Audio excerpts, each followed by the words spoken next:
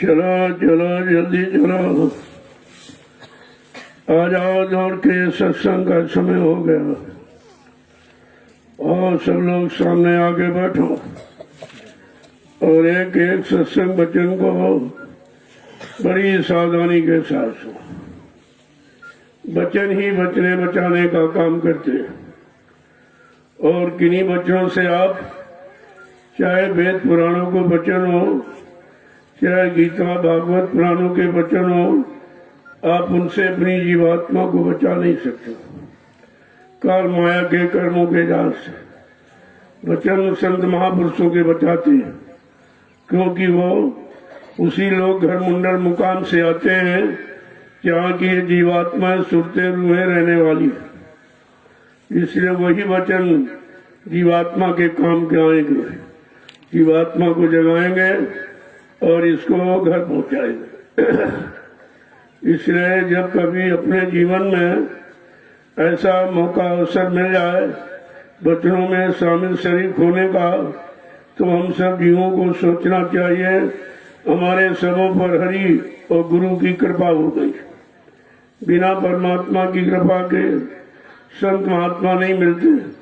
बगैर संतों की दया के इन जीवात्माओं का उद्धार नहीं होता।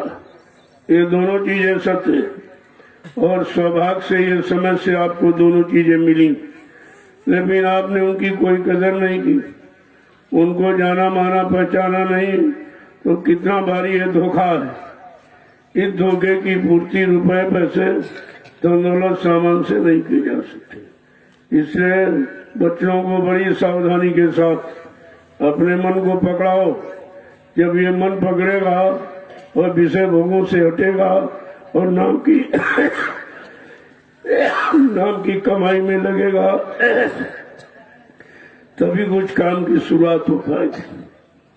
वैसे जितने वचन अभी तक सुनाए गए, चाहे 4 वेद 6 7 18 पुराणों के माध्यम से, चाहे गीता भागवत और पुराण बाइबल अन्य ग्रंथों के माध्यम से, वो सब शरीर इंद्रियों के शुभ कर्म कराने वाले थे। जब शरीर इंद्रियों से शुभ कर्म करोगे तो शरीर और इंद्रियां और मन ये पाक साफ निर्मल पवित्र हो जाएगा, क्योंकि बगैर इसके कुछ नहीं होगा। निर्मल मन जन सो मोह पावे, मोह छल छिद्र कपट नहीं भावे। जिसका मन पाक साफ निर्मल होगा, कहते वो मुझे प्राप्त कर सकेंगे। धन दौलत वाले, बल बुद्धि वाले, रंग रूप वाले नहीं प्राप्त करेंगे। वो तो मन पवित्र चाहिए और मन गंदा है। तन तो आप धोते रहते हो, सजाते रहते हो, लेकिन इस तन चमड़े के धोने से कुछ नहीं होता। मन की मैली तन की गुजरी, कहते अगर ये सिद्धांत बना के रखा तो कोई काम नहीं होगा। इस चमड़े के कवर को कितना धो मानो, इससे तो कुछ होने वाला है नहीं। इस चमड़े के कवर में जो चेतन जीवात्मा बैठी है, जब उसको धोने का सामान क्या मिलेगा? सत्संग जल जो कोई पावे, मैलाई सब कट जावे। जिस किसी को सत्संग रूपी सत्ता का जल मिल जाए, जिन पर संत महापुरुषों की महती कृपा दया मेहरबानी हो जाए, वही जीव अपने आप के मन को धो पाते। क्योंकि मन के धोने का यहाँ कोई सामान नहीं। जो बाहर आप देख रहे हो, कुएं का जल, नदी का ये वो, तो ये तो जो चमड़े पर गंदगी लग जाए उसे धो देगा, या इस पे जो कपड़ा पहने हो उस पर गंदगी कोई लग जाए तो धो देंगे। लेकिन मन तो अंदर बैठा और भोगों में इतना गंदा हो गया है कि भोगों की गंदगी हटाना इस बाहर के सामान की बस की बात नहीं है। वो तो महापुरुषों के वचन जब सुनोगे, वो सत्संग रूपी सत्ता के जल में जब उसको स्नान कराओगे तब ये कहीं पाक सामने निर्मल होगा। इतने बड़े साफ शब्दों में कहा कि मैं किसको मिलूंगा या कौन मुझ में मिलेगा या किसके हृदय में मेरा वास होगा, क्या मेरे अंदर किसकी जगह बनेगी, ये बिल्कुल साफ शब्दों में कह दिया। जात पात धन धर्म बढ़ाई, कुल परिवार सुखद समुदायी, इन्हें त्याग भजे मन लाई, ताके हृदय बसे प्रभु आई। प्रभु का वास उसके हृदय में होगा। ये जात पात की सबसे बड़ी गंदगी जो आपने इकट्ठा कर ली, तुम इसी से अलग नहीं हो पा रहे हो। अरे बच्चा जब पैदा होता है माँ के गर्भ से, क्या कोई जात पात लेके आता या मजहब धर्म लेके आता या छोटा बड़ा गरीब अमीर पढ़ा लिखा अनपढ़ बन के आता या हिंदू मुसलमान कोई बन के आता? वो तो एक शरीर जिस्म है कबर। और उस काल ने चालाकी तोड़ी की, उसने दो भागों में बांट दिया, एक स्त्री धन एक पुरुष, एक नर एक मादा। बस इसी में तो फंसा हो गया। थोड़ा सा शरीर में अंतर किया, उसी अंतर भेद में स्त्री पुरुष में फंस गई और पुरुष स्त्री में फंस गया। अब निकलना बड़ा मुश्किल है। इतना फंस गया है कि एकदम सराबोर हो गया। तो कहा ये निकालेगा कौन? कहते संत महापुरुषों के सत्संग वचन ही उसको निकालेंगे। जब सत्संग सुनेगा, सेवा में लगेगा, सुमरन ध्यान भजन तभी होगा।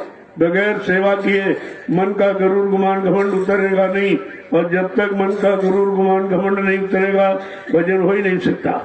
इसलिए संत मत में संत महापुरुषों ने परमार्थी सेवा प्रधान रखी है। जय गुरुदेव, जय गुरुदेव, जय गुरुदेव, जय गुरुदेव। नाम किसका? जय गुरुदेव। नाम किसका? जय गुरुदेव। नाम किसका? प्रभु का प्यारा नाम।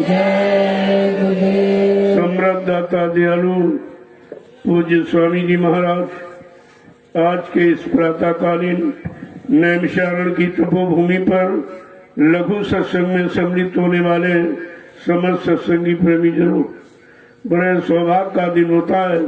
समय घड़ी होती है, हर्षोल्लास का मांगलिक सुअवसर माना जाता है जब हम सबको वो मौजूदा संसद गुरु के वचन सुनने को मिले।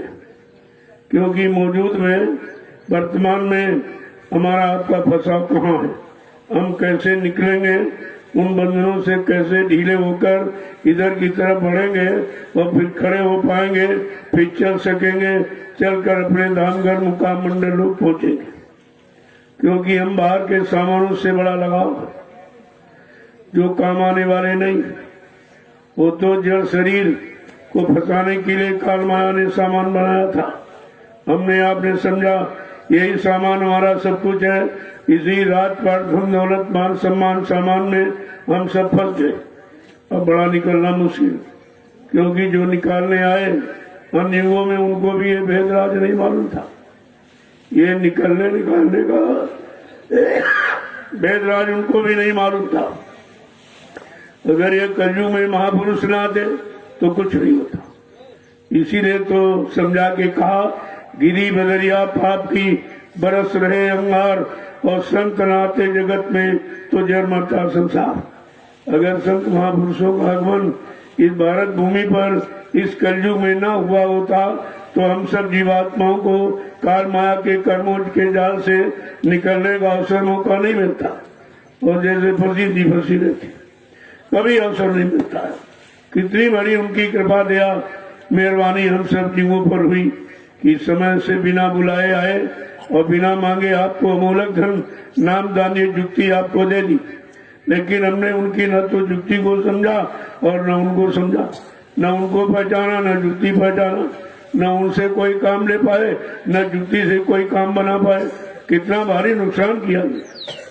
अगर ये निरंतर इसी में लगे रहोगे तो फिर लाभ की तरफ कब बढ़ोगे। इसलिए कवि वचन को बड़ी सावधानी के साथ सुनो, क्योंकि अन्य युगों के वचन केवल शारीरिक इंद्रियों के सुख कर्मों की ही प्रेरणा देते रहे, बाकी कुछ नहीं किया।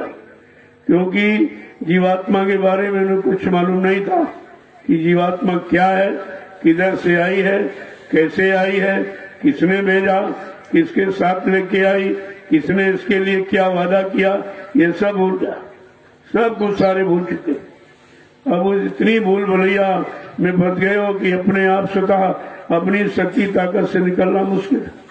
अब तो उन्हीं की दया हो जाए, कृपा हो जाए तो ये काम बन सकता। इसलिए बच्चों को बड़े चाव भाव में सुना करो और मन को धीरे धीरे पकड़ाओ, क्योंकि ये मन की जब पकड़ जो उधर है भोगों की, उससे हटकर इधर नाम योग की साधना की पकड़ कर लेगा तो अपने आप चलने लगेगा। यही तो चीज है। क्योंकि शारीरिक कर्म करने से शरीर को लाभ तो मिला, लेकिन शरीर इन 4,84 लाख नरकों की योनियों से निकल नहीं पाया।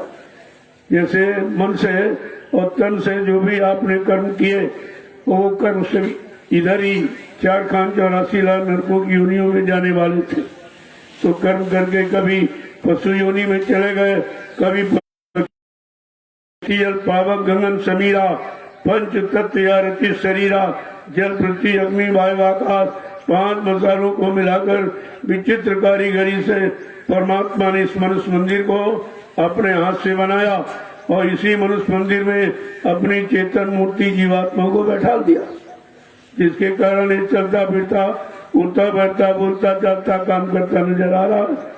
लेकिन जो तुमने बनाया ईट पत्थर का, वो एक किले लगाया और कहा कि इसी नौका पर तुम सवार हो जाओ और अपने घर की तरफ चल पड़ो, क्योंकि ये काम और कोई आगे करेगा नहीं आते।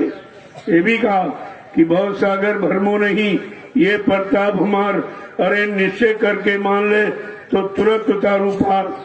केवल मान ले, जान ले, पहचान ले, अपना बना ले तो ये काम तुम्हारा होने में देर नहीं लगेगी। लेकिन हम आप उन महापुरुषों को अपना बना नहीं पाए, न उनके बन पाए, न उनमें मिल पाए, न उनको अपने में मिला पाए। उनका नाम महापुरुष अलग लाएगा, उसी नाम के जीवों को जगाएगा। फिर वो नाम जिस लोक मंडल मुकाम से आता है, उस नाम का सुमरन करने से वो नाम उसी लोक तक पहुंचा देता। ये नाम की निजी महिमा है। अब ये कलयुग का समय आया और कलयुग में महापुरुषों ने जीवात्मा को जगने का समय रखा, घर पहुंचने का समय रखा।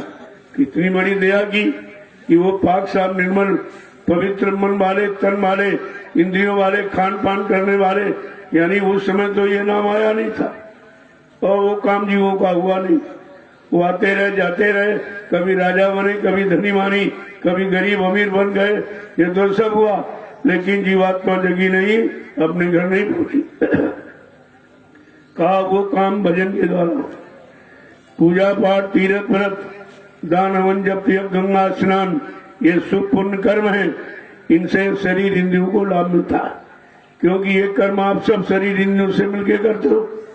तो शरीर इंद्रियों से करोगे तो शरीर इंद्रियों को लाभ मिलेगा, और आत्मा से करोगे तो आत्मा को लाभ मिलेगा। बिल्कुल सीधा सिद्धांत है। तभी तो खोल के कहा कि जब मन बुद्धि चित्त और इंद्रियों को लगाकर जो भी शुभ कर्म, अच्छे नेक भले काम करोगे, उससे आपको क्या मिलेगा? मान मिलेगा, सम्मान मिलेगा, सामान मिलेगा। अगर आत्मा से भजन करोगे तो भगवान मिलेगा। ये दोनों रास्ते आपके साथ, वो प्रभु प्राप्ति का है, ये भोगों के सामान की प्राप्ति का लेना है कि मैं दोनों कर रहे हैं कि एक करना है। इसलिए महापुरुषों के दो वचनों को सुनो कि आखिरकार वो कलयुग में क्यों आए और किस साधना का संकेत इशारा किया, कौन से नाम को जगाया, सिद्ध किया, किस नाम की कमाई का आदेश दिया कि कौन सा नाम अब कमाओगे। कलयुग में प्रभु आप समझ नहीं सकते। इसलिए संत महापुरुषों ने दोनों तरफ का संदेश आपको दिया, इधर का उधर का, यानी लौकिक पारलौकिक, भौतिक आध्यात्मिक, जिस्मानी नूरानी, अंतर्मुखी बहिर्मुखी, दोनों मतलब यानी तरफ आपको समझाया और इशारा किया कि किस कर्म से क्या मिलेगा और किस कर्म से क्या मिलेगा, ताकि हम लोग आत्मिक कर्म की शुरुआत करें। 3 युगों से शरीर के मन बुद्धि चित्त वाले कर्म तो किए आप, लेकिन जीवात्मा को जगाने वाले जीवात्मा के द्वारा कोई कर्म हुआ ही नहीं। कितने अफसोस की बात है। अगर ये राज न खोलते तो कैसे सब होता। तो जरा सुनिए उनके दो वचन। जय गुरुदेव की मन तुम भजन नहीं अधिकारी हो, मन तुम भजन नहीं अधिकारी हो, मन तुम भजन नहीं अधिकारी हो, मन तुम भजन नहीं अधिकारी हो। तो बिन रक्षक सागर से, तो बिन रक्षक सागर से, तो बिन रक्षक सागर से, तो बिन रक्षक सागर से, डूब डूब के मरी हो,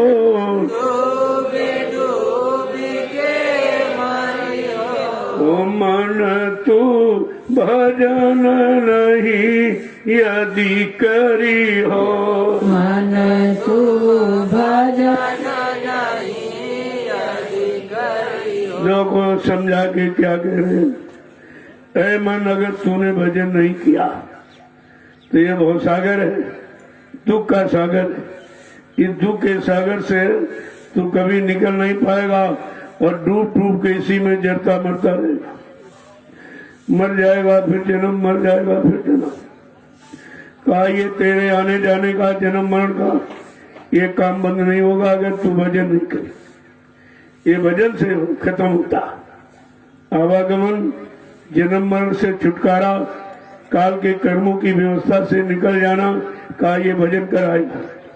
और शरीर की कोई युक्ति, कोई साधन, कोई साधना ये काम नहीं करेगी। कितना यानी समझा के साफ साफ शब्दों कहती है। क्या कह रहे हैं आगे कि बहु दुख भोगी मनुष्य तन पायो, बहु दुख भोगी मनुष्य तन पायो, बहु दुख भोग मनुष्य तन पायो, बहु दुख भोग मनुष्य तन पायो, फिर 84 फिरी हो, फिर 84 फिरी हो, फिर 84 फिरी हो, फिर 84 फिरी हो। मन तुम भजन नहीं अति करी हो, मन तुम भजन नहीं अधिकारी हो, तो दिन राचक भव सागर में, तो दिन रक्षक भव सागर से, डूब के मरी हो, डूबी डूबी के मरी हो, मन तुम भजन नहीं अति करी हो, मन तुम भजन नहीं अधिकारी हो। आज जो तूने कर्म किए शरीर, इन्हीं शरीरों में आता जाता परी हो, और नरक कुंड में परी हो, नरक कुंड में परी हो, मन तुम भजन नहीं अति करी हो, मन तुम भजन नहीं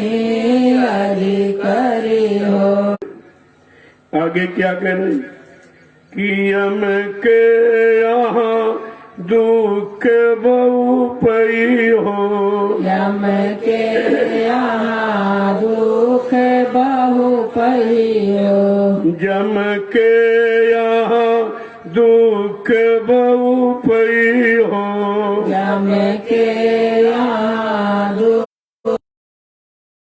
पहियो, बरबस जरी हो मरी हो, बस जरी हो मरी हो, बरबस जरी हो मरी हो, बस जरी हो मरी हो, मन तुम भजन नहीं यदि करी हो।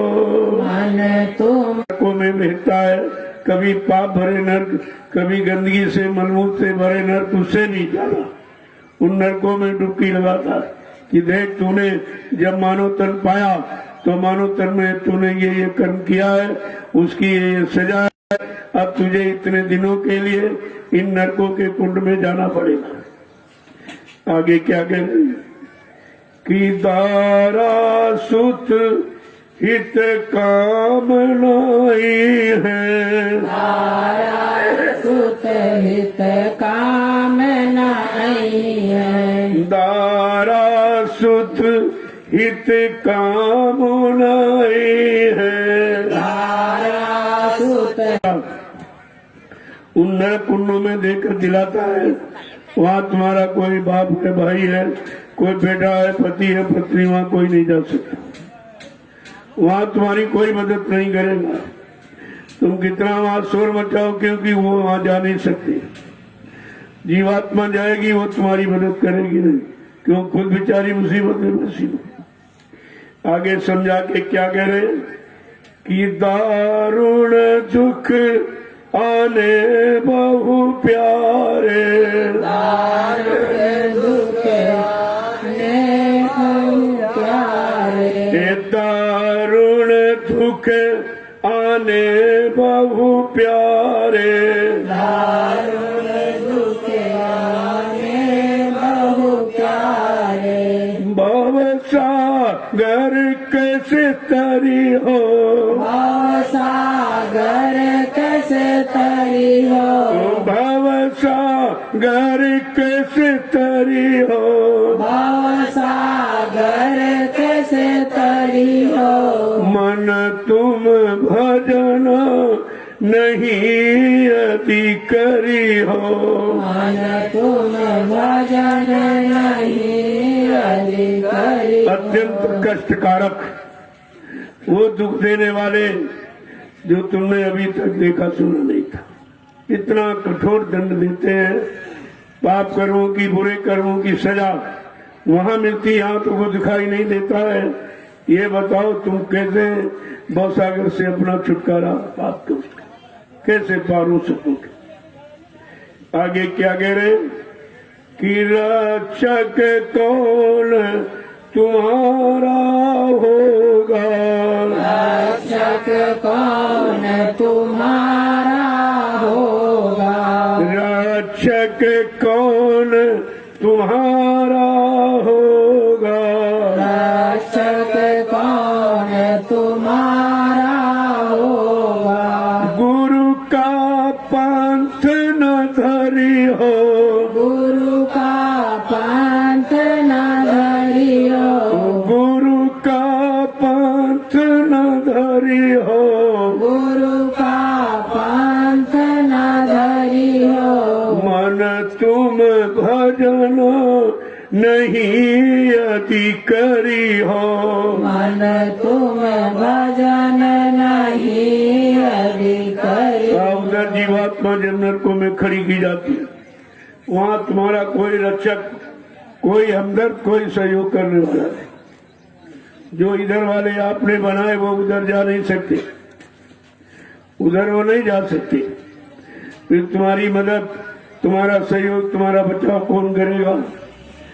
आगे समझा के क्या कह रहे कि अब की खोज किया ना सतगुरु अब की खोज किया ना सतगुरु अब की खोज किया ना सतगुरु अब की खोज किया ना सतगुरु फिर पीछे पछितई हो फिर पीछे पछतइयो फिर पीछे पछितई हो फिर पीछे पछतइयो मन तुम भजन नहीं अधिकारी हो मन तुम भजन नहीं अधिकारी आप सागर से पार लगाने वाले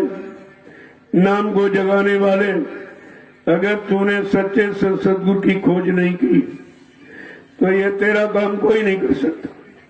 गुरु का पंथ नहीं हरियाओ जब तक सदगुरु के रास्ते पर नहीं चलोगे, नहीं उधर जाओगे, नहीं उनके वचन सुनोगे, आदेश हुक्म का पालन नहीं करोगे तो ये तुम्हारा काम कोई नहीं करेगा और ये काम कोई कर सकता नहीं। ये ताकत शक्ति किसी ऋषि मुनि योगी महाराजों के पास नहीं है और तारी शक्तियों के पास नहीं। जिनको आपने भगवान कहा वो भी ये काम आपका जीवात्मा का नहीं कर सकते। आगे क्या कह रहे हैं कि जय गुरुदेव कहे फिर दुख दे जय गुरुदेव कहे फिर दुख मिटे जय गुरुदेव कहे फिर दुख में जय गुरुदेव कहे फिर दुख में किसकी और निहारी हो इसकी और निहारी हो किसकी और निहारी हो इसकी और निहारी हो मन तुम भजन नहीं अधिकारी हो मन तुम भजन नहीं अधिकारी हो तो बिन राक्षक भव सागर में गोविंद राक्षक भव सागर में डूब डूब के मरी हो डूब डूब के मारी हो मन तुम भजन नहीं अधिकारी हो मन तुम भजन नहीं अधिकारी हो देखो ये समझौती है कि अगर मानव जीवन को सार्थक बनाना, अपनी जीवात्मा को भवसागर पार करा के घर पहुंचाना, तो बिना समय के सदगुरु के काम कोई नहीं। ये काम है, ये काम केवल समय के सदगुरु पर निर्भर करता है। तो कहते हैं जय गुरुदेव कहे फिर दुख में बार बार कह रहे हैं कि ऐसे महान कष्ट नरक के कुंड में मिलने वाला दुख, इसे छुटकारा कौन दिलाएगा, इस दुख से निवारण कौन करेगा, इन महान कष्ट दुखों से कौन बचाएगा। कहा जय गुरुदेव कहे फिर दुख में तुम किनकी ओर निहरी हो, तुम किसकी तरफ देखोगे, क्योंकि जिनको यहाँ देख रहे हो वहां मिलेंगे नहीं, वहां जाएंगे नहीं, वहां तुम्हारा कोई सहयोग करेंगे नहीं। ये तो तन के साथी, तन समाप्त हो जाएगा, जला दिया जाएगा, सारे रिश्ते उसी के साथ जल जाएंगे, सारा प्रेम प्यार मोहब्बत खत्म हो जाएगा, सारा लगाव आसक्ति भी समाप्त हो जाएगा। इसलिए समय के सच्चे सदगुरु की तलाश करो, जब वो मिल जाएंगे तो तुम्हारा ये समय का काम हो जाएगा और ये काम कोई नहीं कर सकता। जब उधर जाने का रास्ता किसी ने नहीं बताया, जीवात्मा के बारे में कोई चर्चा ही नहीं किया, तो इसको बचाने का काम कौन करेगा। किसी को मालूम ही नहीं, मालूम होता तो कोई न कोई चर्चा जरूर की होती, कुछ न कुछ लिखा गया होता, जानकारी दी गई होती। इसका मतलब है ये सब उधर से अनभिज्ञ रहे, कोई जानकारी नहीं, या तो उनको ये भेद रात खोलने का अधिकार नहीं मिला हो, कोई बात तो जरूर रही होगी। इसलिए अगर बचना है तो भजन करो, वो भजन आपके बस की बात नहीं, इसलिए कहा पहले सत्संग करो। सत्संग करते रहते करते करते करते तुम्हारा सेवा में मन लगे, क्योंकि आप समझ जाओगे कि भजन से काम तो बने नहीं, चलो सेवा में कर दो। वो तो आपके लिए सहूलियत कर दिया कि चलो सत्संग भजन नहीं समझ में आ रहे और भजन नहीं मन नहीं लग रहा तो सेवा करो। अगर सेवा से दोनों के काम हो जाए, इससे सरल और क्या हो सकता। वो है परमार्थी सेवा। सेवा तो आप दिन रात करते हो, परिवार में बाल बच्चों के लिए खेती करते हो, दुकान करते हो, दफ्तर करते हो, बिजली व्यापार मजदूरी, ये सब आप करते हो, लेकिन ये तुम्हारे निजी स्वार्थ की सेवा, इसमें परमार्थ नहीं, इसमें कोई सेवा जीवात्मा के काम आने वाली नहीं है। इसलिए महापुरुषों ने कहा, अरे सारी सेवाएं करके देख ली, समाज की, परिवार की, देश की, इनकी और उनकी, लेकिन तुमने सूरत की सेवा कहाँ की। अपनी जीवात्मा परमात्मा से मिले, घर पहुंचे, वो सेवा वो कर्म तो आपने किया नहीं। इसीलिए इस मन को भजन में लगाने के लिए आपको परमार्थी सेवा में लगाया जाए कि धीरे धीरे ये सेवा करके पहले तन से सेवा करो, तन की गंदगी उतर जाए। जिन अंगों से आपने बुरे कर्म किए उसकी रगड़ाई होती, वो रगड़ पड़ती तो गंदगी हटती है। इसके बाद मन को सत्संग में लगाया गया, पकड़ लिया तो गंदगी धुल गई, नहीं तो नाम की कमाई में लगा दिया, करने लगा तो गंदगी चली गई आपकी। और इसके बाद धन जो रात दिन आपने कमाया, मन बुद्धि चित्त शरीर को मिल करके, वो भी किसी काम नहीं आया, वो भी बाद में आपसे छीन लिया जाएगा। यही तुम्हारे बच्चे और परिवार समाज जिसको अपना कह रहे हो, ये सब छीन लेंगे और तुमको कपड़ा भी नहीं देंगे, नंगा करके भेजेंगे। चलो आप नंगे आए थे, नंगे चलो यहाँ से, रखो सामान ही सब तुम्हारा नहीं। तब आपको पश्चाताप होता कि सारा जीवन हम दूसरे का सामान इकट्ठा करते, दूसरे के सामान को संभालते रहे, अपने सामान की फिक्र नहीं की कि हमारा सामान कौन है जो मेरे साथ जाए, मेरे काम आए। नहीं समझ में आया। अगर कहा सत्संग बचनों न मिलते, न आपको समझाए सुनाए जाए, तो तुम कभी अपना पराया नहीं समझ पाओगे। वैसी धोखे में फंस के जीवन चला जा रहा, सब चला जा। कहा तुम्हारा धन परमार्थी सेवा में लगाकर, वो तुमने धन के द्वारा जो भी कर्म कर डाला, अनजान में या धोखे में या स्वार्थ लोभ लालच में फंस कर, वो भी तुम्हारा उद्धार करा देते। इस तरह से सारे कर्म कर्जे का भुगतान जब यहीं पर करा दिया जाएगा, तब जीवात्मा यहाँ से निकल पाएगी। तुम ऐसे ही समझते हो निकल जाएगी। अरे ये खेल तमाशा नहीं है, ये तो उनके लिए खेल तमाशा है जो करना जानते हैं। जिनको मालूम नहीं उनके लिए तो पहाड़ है। हमें आपको कठिन आपके काम की शुरुआत हो जाए। अभी तो हम झूठ का समझते, ये हमारा वो हमारा वो हमारा वो, तुम्हारा यहाँ कुछ नहीं। अरे शरीर ही तुम्हारा नहीं, जिसके सजाने खिलाने पिलाने में सारा जीवन लगा रहे वे भी तुम्हारे। ये भी किराए भाड़े पर मिला। अब ये है किराए की जो चीज आप ले आते हो तो ज्यादा उससे काम लेने की इच्छा रखते हो कि जल्दी से ज्यादा काम ले लो, नहीं वो आएगा जिससे किराए लाए और वो मांग के चला जाए लेकर। तो शरीर भी सामान मिले जाता, पैसा मिले जाता। किराए भाड़े का सामान ये काम करता है तो